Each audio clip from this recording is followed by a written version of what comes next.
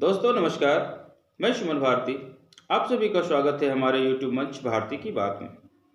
आज हम ऐसे शख्स के बारे में बात करना चाहते हैं जो राजनीति की सारी ऊंचाइयों को छू लेना चाहते हैं। ऐसे ऑलरेडी वह एक राज्य के मुख्यमंत्री भी हैं। मैं बात कर रहा हूं हेमंत बिश्व शर्मा के बारे में, जो असम के मुख्यमंत्री हैं। जैसा कि आपको पता है, राहुल गांधी का भारत जोड़ो न्याय यात्रा मणिपुर से चलकर नागालैंड होते हुए असम में प्रवेश की है। और हेमंत बिश्व शर्मा के बारे में जब बात कर रहे हैं तो मुद्दा यही है कि जब वो यात्रा असम आ रही है, उससे पहले उनसे जो है रूट मांगा गया था कि आप किधर से किस शहर से कैसे जाएंगे। तो जो रूट दिया गया था वो शहर के बीचों बीच से दिया गया था कि शहर के बीचों बीच से यात्रा निकलेगी, भारत जोड़ो न्याय यात्रा। तो इसमें जो है हेमंत बिश्व शर्मा को यह पसंद नहीं आया। उन्हें लगा, उनका कहना था कि नहीं, आप शहर के बाहर बाहर से जाएं। तो पहले तो दोस्तों इनकी जो बोली गई बात है वह सुन लेते हैं। इस वीडियो से ही अपनी शुरुआत करते हैं, उसके बाद में हम अपनी बात करते हैं कि हेमंत बिश्व शर्मा ने भारत जोड़ो न्याय यात्रा के लिए क्या बोला है। अगर कोई कानून तोड़ता है, इमीडिएटली हम शो ऑफ में नहीं जाऊंगा, उनको जाने दूंगा। फिर बाद में वहां में दो व्यक्ति है, एक एसपीजी का पहले नौकरी करता था, ऐसा जो दो व्यक्ति है उनको 3-4 महीना का बाद मैं सरकारी मेहमान बुला के लेके आऊंगा।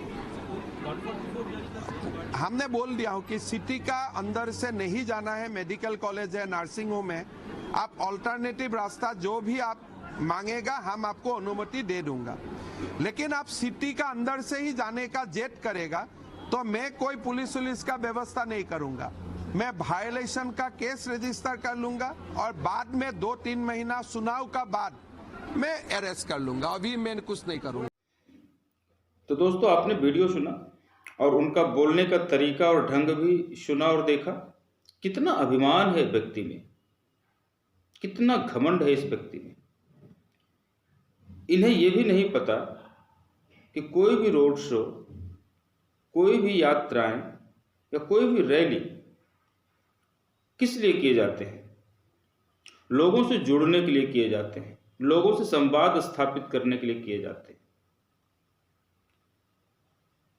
जितने भी नेता हैं, चाहे वो बीजेपी के हों या किसी और पार्टी के हों, ये सारे लोग आजकल रोड शोज करते हैं। तो रोड शोज कहाँ करेंगे? शहर के बीचों बीच करेंगे ना, जहाँ की उस शहर की जनता जुड़ेगी, मिलेगी, देखेगी।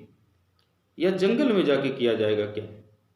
ये तो समझ से परे है। तो शायद ये भारत जोड़ो यात्रा, न्याय यात्रा से शायद वो चिढ़े हुए हैं और उन्हें लगता है जिस तरह से जन समर्थन मिल रहा है मणिपुर से जब ये स्टार्ट हुई ये भारत जोड़ो न्याय यात्रा, तो उस जन समर्थन को देखते हुए इनके मन में थोड़ा सा भय, डर आ गया है कि ये असम में भी इसी तरह का इन्हें जन समर्थन प्राप्त हुआ तो फिर 2024 के लोकसभा चुनाव में और उसके बाद आगे आने वाले विधानसभा चुनाव में इसका खामियाजा भुगतना पड़ सकता है। तो इसके लिए से इन्होंने इस तरह के वक्तव्य दिए हैं और आप इनके वक्तव्य को सुने होंगे।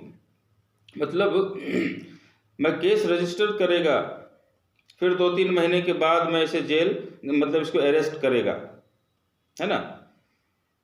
मतलब उस रूट से नहीं जाएंगे, इसके लिए से इनको जो है इनके ऊपर एफआईआर करवाया जाएगा और ऑलरेडी एफआईआर हो चुके हैं और पता नहीं अभी असम में इनको 5-6 दिन रहने हैं, कितने एफआईआर और होंगे पता नहीं। तो खैर कोई बात नहीं है, राहुल गांधी का भी जवाब आ चुका है और उन्होंने बोला है कि हम इनके किसी एफआईआर से डरते नहीं हैं। तो इस तरह का विषय है। हेमंत बिश्व शर्मा का जो है पुराना खुन्नस राहुल गांधी से।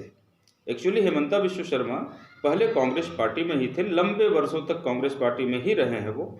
और वह तरुण गोगोई के सरकार में 2011 में जब उनकी सरकार थी तो उस वक्त में वह चिकित्सा मंत्री भी रह चुके हैं, है ना। तो ये मंत्रालय भी इनके पास रहा है और ये कद्दावर नेता कांग्रेस के हुआ करते थे। इन्हें राहुल गांधी से चिढ़ है। वह वाकया आपको याद होगा, ये दिल्ली एक बार गए हुए थे राहुल गांधी से मिलने के लिए और राहुल गांधी इनसे नहीं मिले थे और इन्हीं के जुबान से ये सारे बातें सामने आई थी कि राहुल गांधी मिला नहीं हमसे, और वो अपने जो कुत्ता था जिसका कि नाम पिद्दी था, वो पिद्दी को बिस्किट खिला रहा था, पर हमसे मिला नहीं। तो ये मीडिया में आकर इन्होंने ही बयान दिया था, और तब सारे लोग जाने कि हाँ, हिमंता विश्व शर्मा वहाँ गए थे राहुल गांधी से, राहुल गांधी मिले नहीं, और वो अपने कुत्ते पिद्दी को बिस्किट खिलाने में व्यस्त थे। तो ये पुरानी खुन्नस है इनकी। और दूसरी बात ये भी थी, उन्हें लगता था कि अब कांग्रेस में रहने के बाद शायद हम सीएम कभी नहीं बन पाएंगे, इसके वजह से। और उससे और जो बड़ी बात है, यह घोटाले में भी फंसे हुए थे। इनके ऊपर जो है रिश्वतखोरी का भी केस चल रहा था। सीबीआई रेड मार चुकी थी, और उस वक्त जो बीजेपी थी इनके ऊपर आरोप लगा रही थी भ्रष्टाचार का। सीबीआई रेड मार चुकी थी, ईडी का नोटिस इन्हें मिला हुआ था। तो इन सारे चीज़ों को देखते हुए इन्हें लगा कि नहीं, बीजेपी में ही मिल जाना अच्छा रहेगा, और ये सारे चीज़ को बैलेंस करते हुए, सोचते समझते हुए वह बीजेपी में जाकर 2015 में मिल गए। 2015 में बीजेपी ज्वाइन कर ली। और उसके बाद से जो इनके ऊपर जो आरोप लगा रहे थे बीजेपी वाले, वो सारे आरोप खत्म हो गए। वो सीबीआई की जो रेड पड़ी थी उसका क्या हुआ, किसी को कुछ पता नहीं। ईडी का क्या हुआ, किसी को कुछ पता नहीं। जो आरोप इनके ऊपर लगे थे भ्रष्टाचार के, शारदा चिट फंड के, और भी एक दो तरह के, इनके पत्नी के ऊपर भी भ्रष्टाचार का आरोप लगे हुए हैं, कहीं कुछ हुआ नहीं।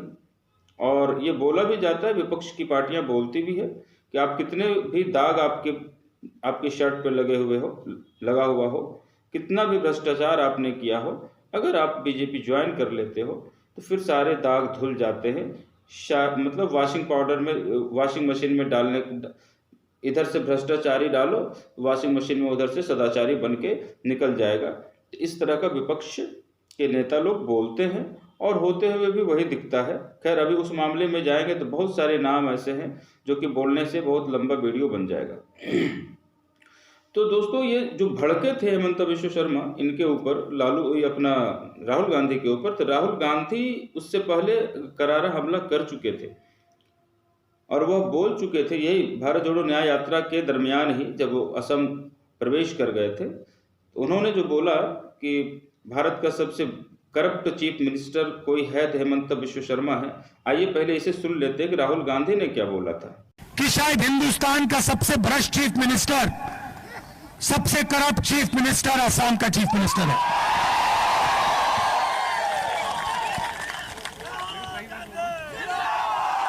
सही बात बोली।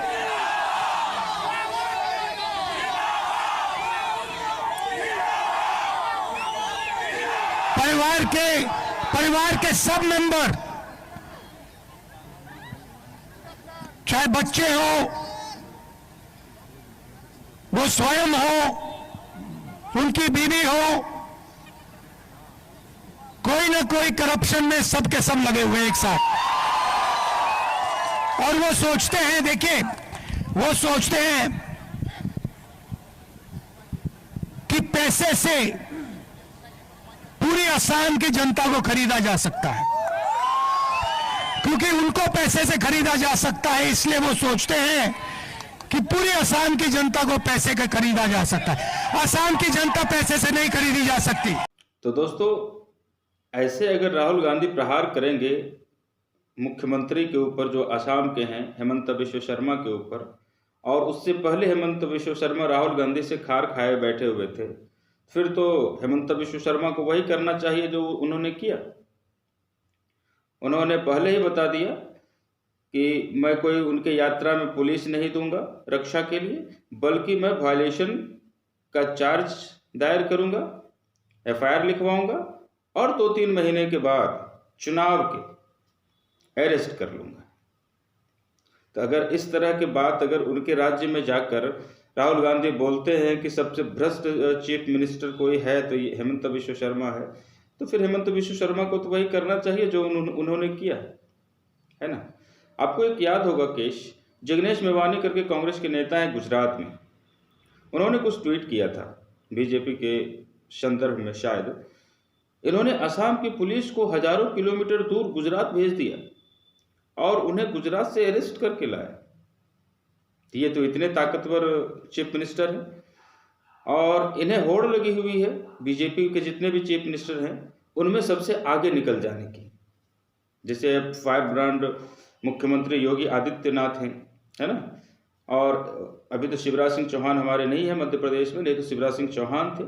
इन दोनों को बुलडोजर बाबा के नाम से भी जाने लग गया था, क्योंकि अपने मामा जो हैं मध्य प्रदेश में बुलडोजर चलवाना शुरू कर दिया था अपने कार्यकाल के कुछ अंतिम क्षणों में।